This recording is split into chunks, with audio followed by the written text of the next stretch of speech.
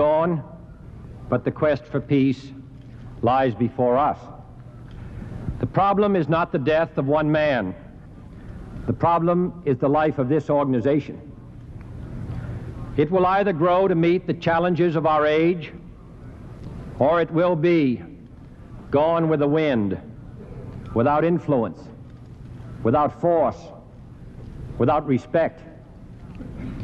Were we to let it die, to enfeeble its vigor, to cripple its powers, we would condemn our future. For in the development of this organization rests the only true alternative to war, and war appeals no longer as a rational alternative. Unconditional war can no longer lead to unconditional victory. It can no longer serve to settle disputes. It can no longer concern the great powers alone. For a nuclear disaster spread by winds and water and fear could well engulf the great and the small, the rich and the poor, the committed and the uncommitted alike. Mankind must put an end to war, or war will put an end to mankind. So let us here resolve that Dag Hammarskjöld did not live or die in vain. Let us call a truce to terror. Let us invoke the blessings of peace. And as we build an international capacity to keep peace, let us join in dismantling the national capacity to wage war. This will require new strength and new roles for the United Nations. For disarmament without checks is but a shadow, and a community without law is but a shell. Already the United Nations has become both the measure and the vehicle of man's most generous impulses. Already it has provided in the Middle East, in Asia, in Africa this year, in the Congo, a means of holding man's violence within bounds. But the great question which confronted this body in 1945 is still before us: whether man's cherished hopes for progress and peace are to be destroyed by terror and disruption, whether the foul winds of war can be tamed in time to free the cooling winds of reason, and whether the pledges of our charter are to be fulfilled or defied, pledges to secure peace, progress, human rights, and world law. In this hall there are not three forces, but two. One is composed of those who are trying to build the kind of world described in Articles 1 and 2 of the Charter.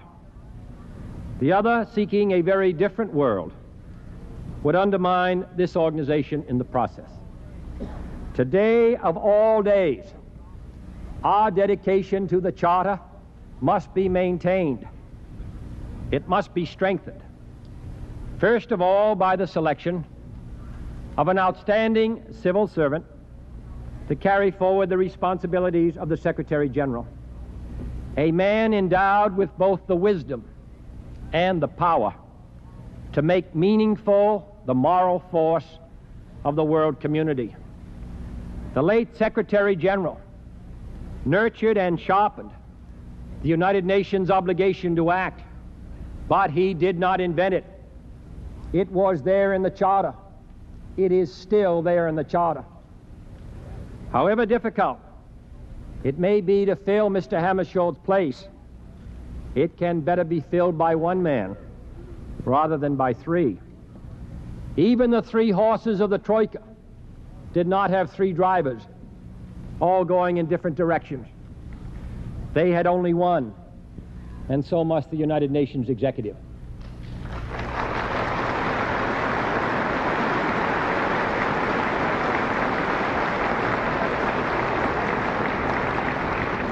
To install a triumvirate or any panel or any rotating authority in the United Nations administrative offices would replace order with anarchy, action with paralysis, confidence with confusion.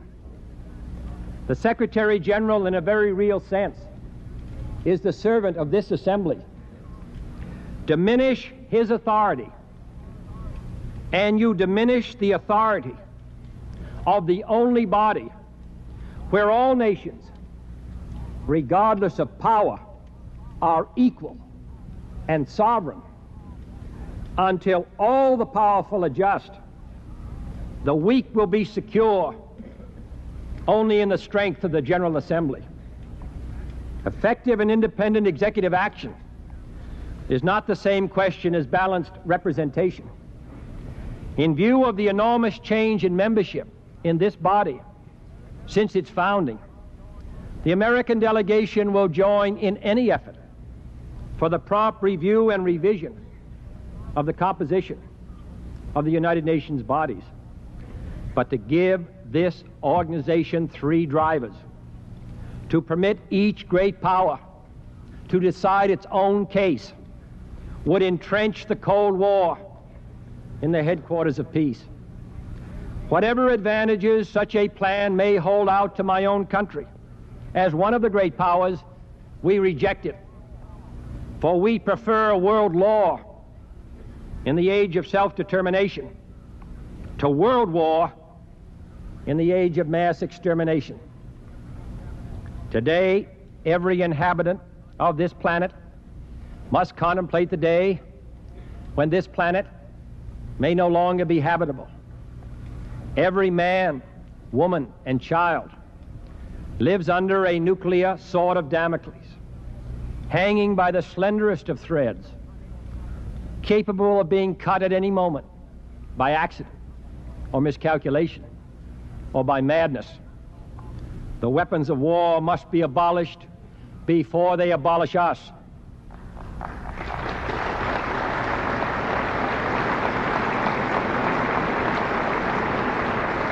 Men no longer debate whether armaments are a symptom or a cause of tension. The mere existence of modern weapons, 10 million times more powerful than any that the world has ever seen, and only minutes away from any target on Earth, is a source of horror and discord and distrust. Men no longer maintain that disarmament must await the settlement of all disputes, for disarmament must be a part of any permanent settlement. And man may no longer pretend that the quest for disarmament is a sign of weakness, for in a spiraling arms race, a nation's security may be shrinking even as its arms increase. For 15 years, this organization has sought the reduction and destruction of arms. Now that goal is no longer a dream. It is a practical matter of life or death. The risks inherent in disarmament pale in comparison to the risks inherent in an unlimited arms race. It is in this spirit that the recent Belgrade conference, recognizing that this is no longer a Soviet problem or an American problem, but a human problem, endorsed a program of general, complete, and strictly and internationally controlled disarmament.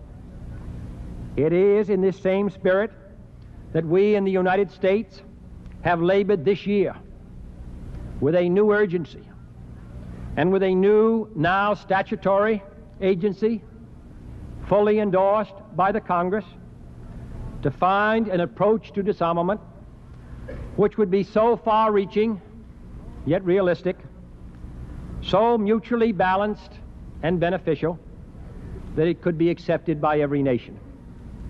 And it is in this spirit that we have presented, with the agreement of the Soviet Union, under the label "Both Nations Now Accept," of general and complete disarmament, a new statement of newly agreed principles for negotiation. But we are well aware that all issues of principle are not settled, and that principles alone are not enough. It is therefore our intention to challenge the Soviet Union not to an arms race, but to a peace race, to advance together, step by step, stage by stage, until general and complete disarmament has been achieved. We invite them now to go beyond agreement in principle, to reach agreement on actual plans. The program to be presented to this Assembly for general and complete disarmament under effective and international control moves to bridge the gap between those who insist on a gradual approach and those who talk only of the final and total achievement. It would create machinery to keep the peace as it destroys the machinery of war. It would proceed through balanced and safeguarded stages designed to give no state a military advantage over another. It would place the final responsibility for verification and control where it belongs, not with the big powers alone, not with one's adversary or oneself, but in an international organization within the framework of the United Nations. It would assure that indispensable condition of disarmament, true inspection, and apply it in stages proportionate to the stage of disarmament. It would cover delivery systems as well as weapons. It would ultimately halt their production as well as their testing, their transfer as well as their possession.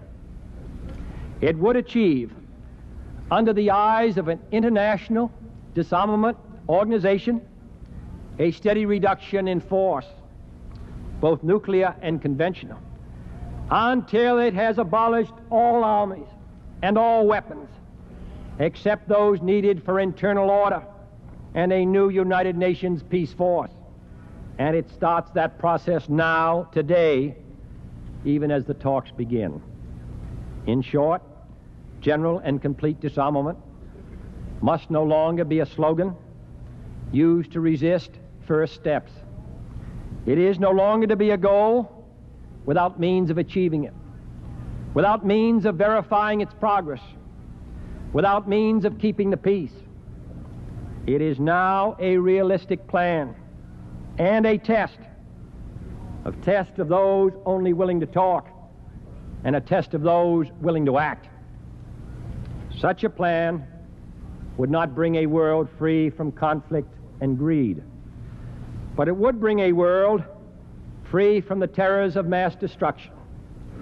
It would not usher in the era of the superstate, but it would usher in an era in which no state could annihilate or be annihilated by another.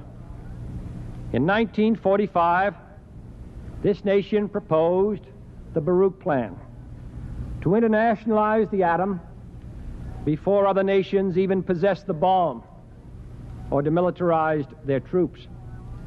We proposed with our allies the disarmament plan of 1951 while still at war in Korea.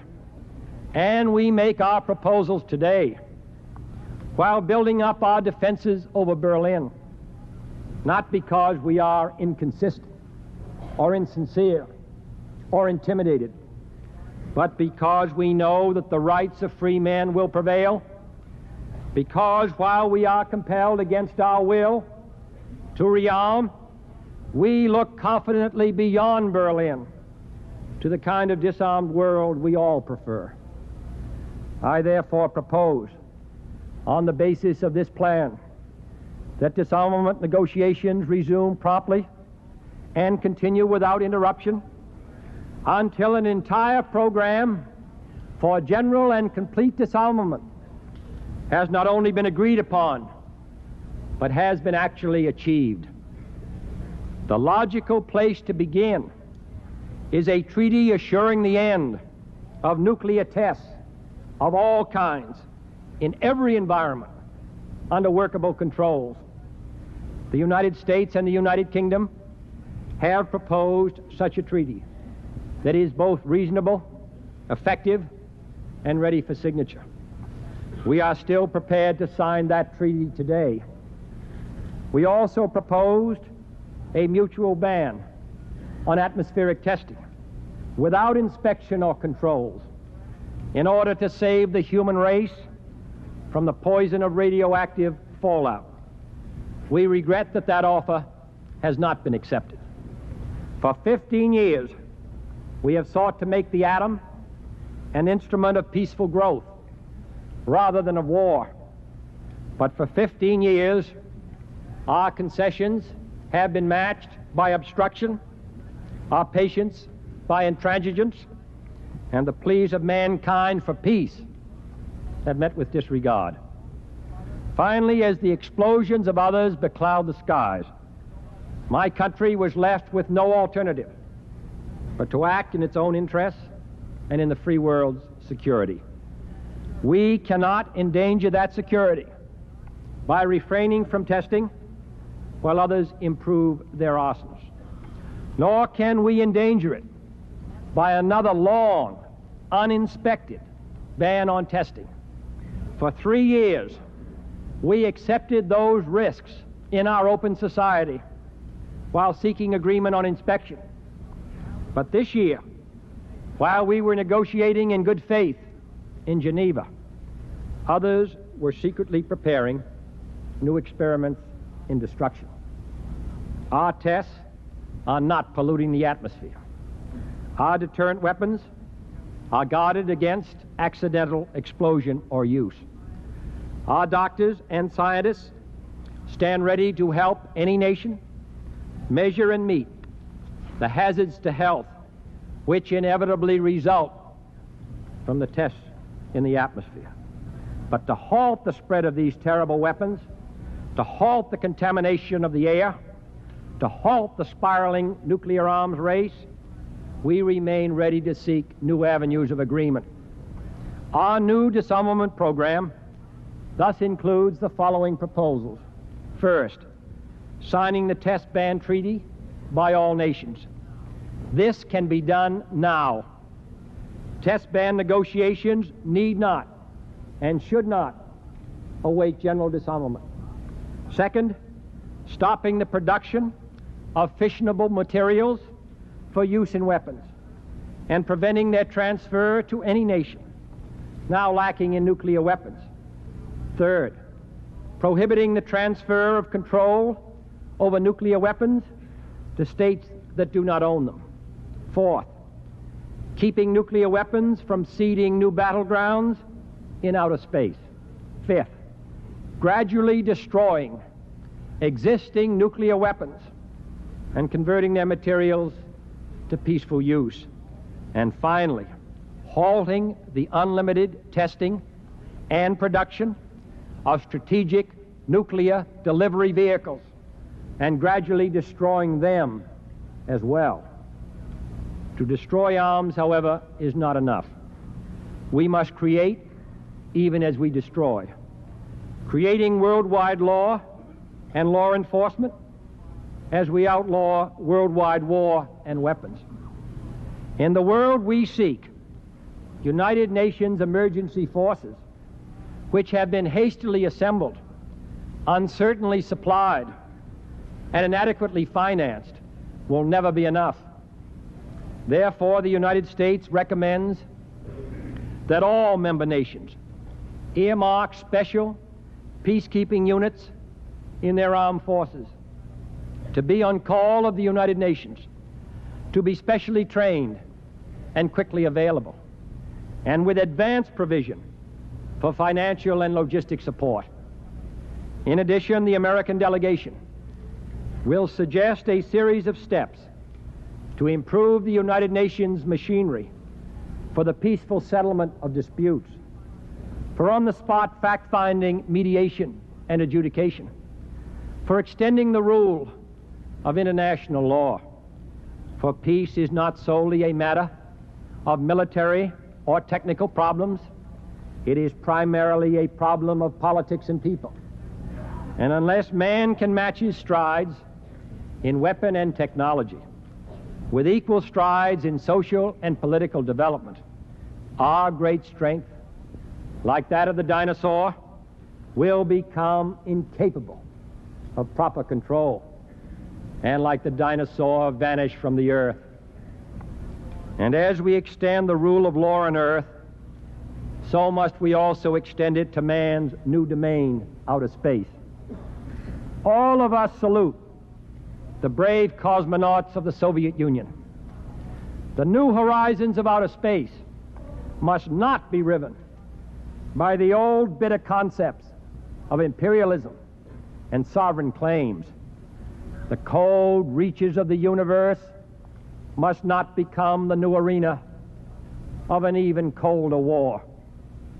To this end, we shall urge proposals extending the United Nations Charter to the limits of man's exploration in the universe, reserving outer space for peaceful use, prohibiting weapons of mass destruction in space or on celestial bodies, and opening the mysteries and benefits of space to every nation. We shall propose further cooperative efforts between all the nations in weather prediction and eventually in weather control. We shall propose, finally, a global systems of communication satellites linking the whole world in telegraph and telephone and radio and television. The day need not be far away when such a system will televise the proceedings of this body to every corner of the world for the benefit of peace. But the mysteries of outer space must not divert our eyes or our energies from the harsh realities that face our fellow men. Political sovereignty is but a mockery without the means of meeting poverty and illiteracy and disease. Self-determination is but a slogan if the future holds no hope. That is why my nation, which has freely shared its capital and its technology to help others help themselves, now proposes officially designating this decade of the 1960s as the United Nations Decade of Development. Under the framework of that resolution, the United Nations' existing efforts in promoting economic growth can be expanded and coordinated. Regional surveys and training institutes can now pool the talents of many.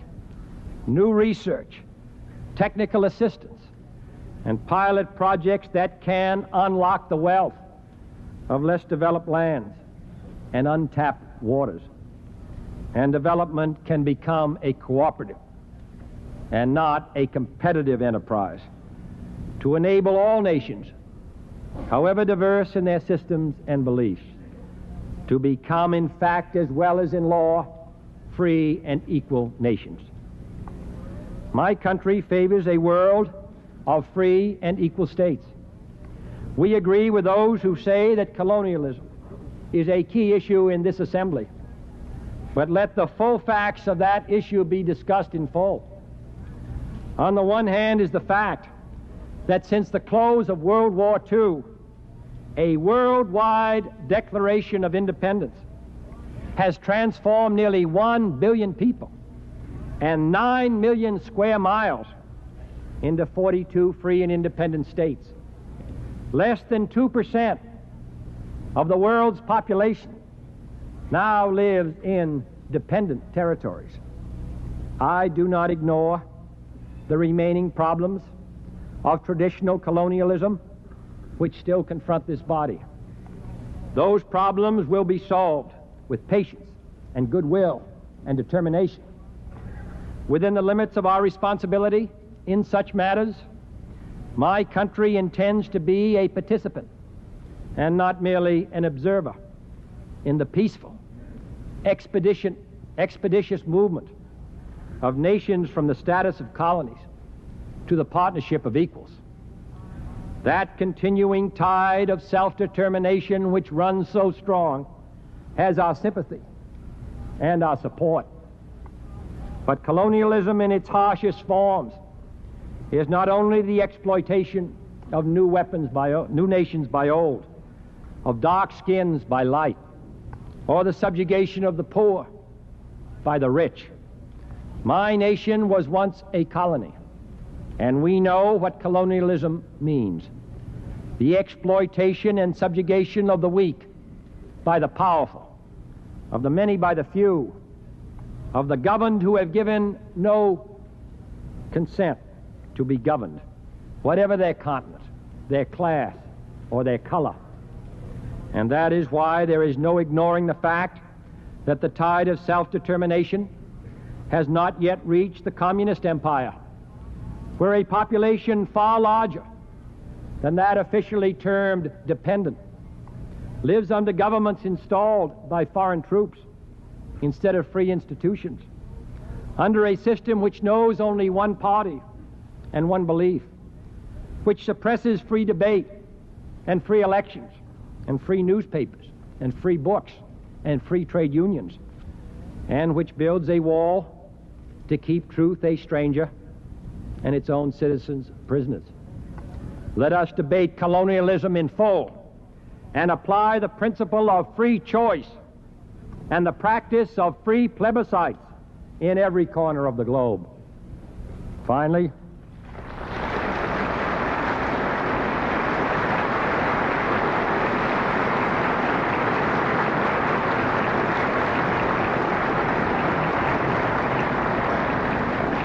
as President of the United States, I consider it my duty to report to this Assembly on two threats to the peace, which are not on your crowded agenda, but which causes us, and most of you, the deepest concern. The first threat on which I wish to report is widely misunderstood: the smoldering coals of war in Southeast Asia.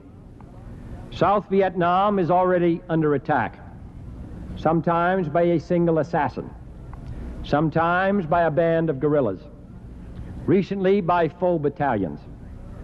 The peaceful borders of Burma, Cambodia, and India have been repeatedly violated, and the peaceful people of Laos are in danger of losing the independence they gained not so long ago. No one can call these wars of liberation, for these are free countries living under their own governments. Nor are these aggressions any less real because men are knifed in their homes and not shot in the field of battle. The very simple question confronting the world community is whether measures can be devised to protect the small and the weak from such tactics. For if they are successful in Laos and South Vietnam, the gates will be open wide. The United States seeks for itself no base, no territory, no special position in this area of any kind. We support a truly neutral and independent Laos, its people free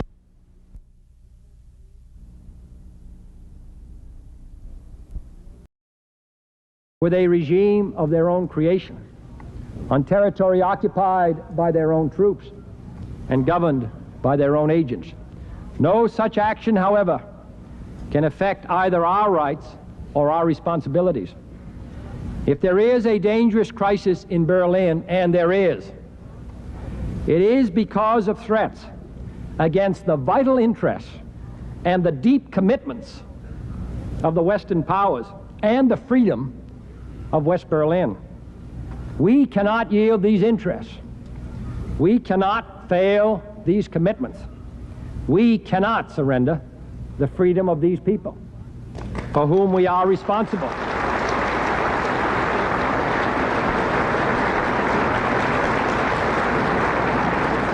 A peace treaty which carried with it provisions which destroy the peace would be a fraud. A free city which was not genuinely free would suffocate freedom and would be an infamy. For a city or a people to be truly free, they must have the secure right, without economic, political, or police pressure, to make their own choice and to live their own lives. And as I have said before, if anyone doubts the extent to which our presence is desired by the people of West Berlin, we are ready to have that question submitted to a free vote in all Berlin, and if possible, among all the German people. The elementary fact about this crisis is that it is unnecessary. The elementary tools for a peaceful settlement are to be found in the Charter. Under its law, agreements are to be kept unless changed by all those who make them. Established rights are to be respected. The political disposition of peoples should rest upon their own wishes, freely expressed in plebiscites and free elections. If there are legal problems, they can be solved by legal means. If there is a threat of force, it must be rejected. If there is a desire for change, it must be a subject for negotiation. And if there is negotiation, it must be rooted in mutual respect and concern for the rights of others. The Western powers have calmly resolved to defend, by whatever means are forced upon them, their obligations and their access to the free citizens of West Berlin and the self-determination of those citizens. This generation learned from bitter experience that either brandishing or yielding to threats can only lead to war. But firmness and reason can lead to the kind of peaceful solution in which my country profoundly believes. We are committed to no rigid formulas. We seek no perfect solution. We recognize that troops and tanks can, for a time, keep a nation divided against its will, however unwise that policy may seem to us.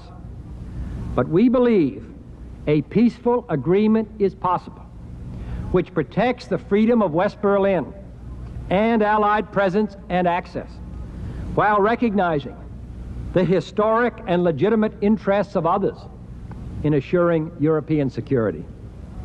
The possibilities of negotiation are now being explored.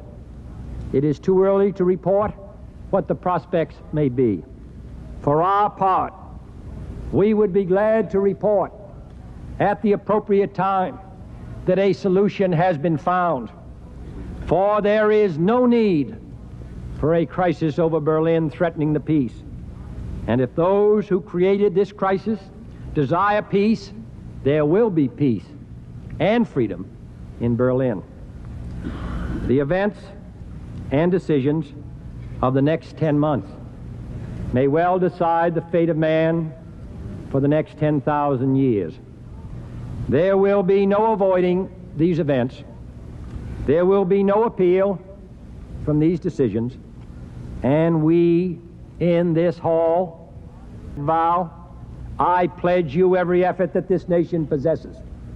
I pledge you that we shall neither commit nor provoke aggression, that we shall neither flee nor invoke the threat of force, that we shall never negotiate out of fear, and we shall never fear to negotiate.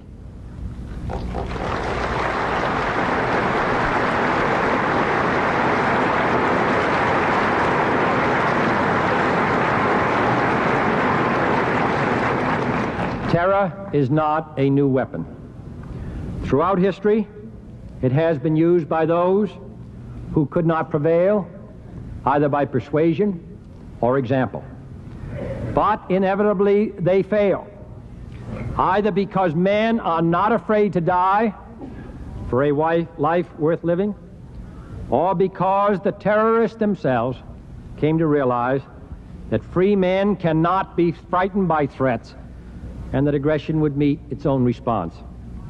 And it is in the light of that history that every nation today should know, be he friend or foe, that the United States has both the will and the weapons to join free men in standing up to their responsibilities.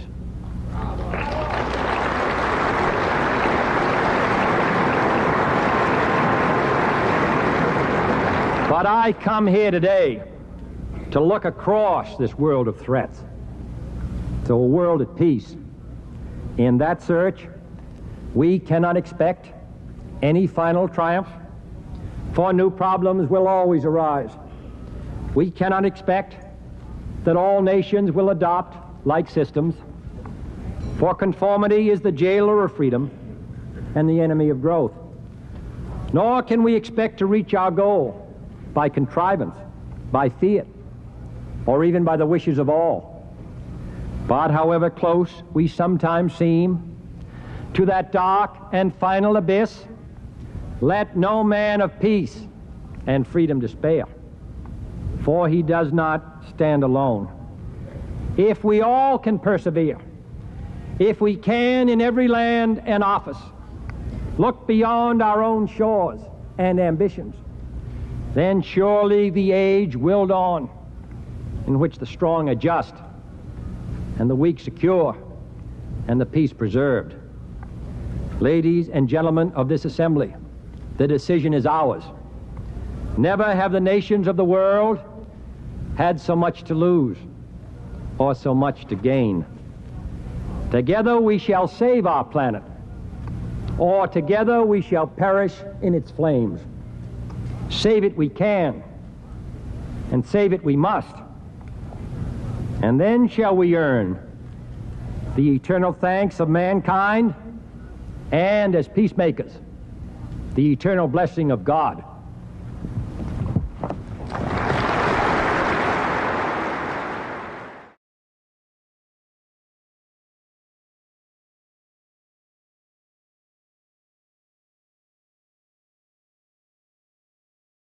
As part of in the endeavor to meet that vow, I pledge you every effort that this nation possesses. I pledge you that we shall neither commit nor provoke aggression, that we shall neither flee nor invoke the threat of force, that we shall never negotiate out of fear, and we shall never fear to negotiate.